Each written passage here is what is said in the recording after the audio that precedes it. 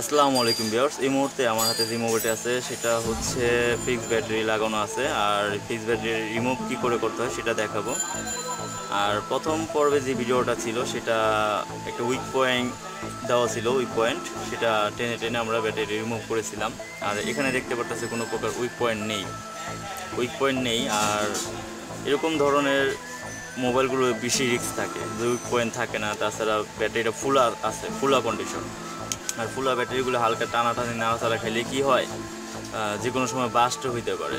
যেমন উপরে ভিডিওতে দেখতে পারতেছেন যে ওই ভাইটি টানাটানি করার চেষ্টা করতেছে এবং কি হঠাৎ বাস্ট করে ফেললো। তো যাই হোক, আমরা এটা কি করে সমাধান করব সেটা এখন দেখব। এরকম হলে আমরা কি করব, যে কোনো টানাটানি করব না, জাস্ট আমরা একটু লিকুইড ব্যবহার করব। লিকুইড ব্যবহার করব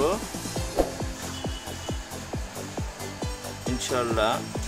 লিকুইডের মাধ্যমে যে আঠাগুলো থাকবে সেই আঠাগুলো কি হবে, সরে যাবে। বুঝতে পারতেছো তোমরা? জি। আচ্ছা, তো আমার মনে হয় আরেকটু প্রয়োজন আছে। ঠিক এই কন্ডিশনে আমরা রেখে দিব, তারপর এইভাবে আমরা লিকুইডগুলি ঢেলে দিব।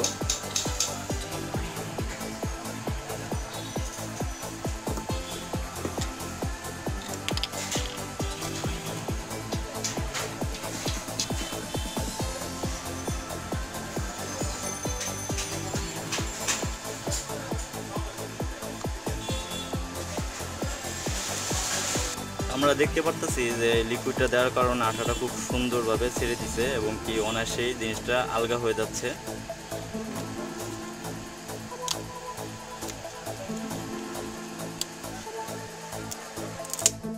তো আলহামদুলিল্লাহ আমরা সুন্দরভাবে জিনিসটা উঠাতে পারলাম। যেখানে যে আঠাগুলো দেখতে পাচ্ছি খুব সুন্দরভাবে উঠে গেছে।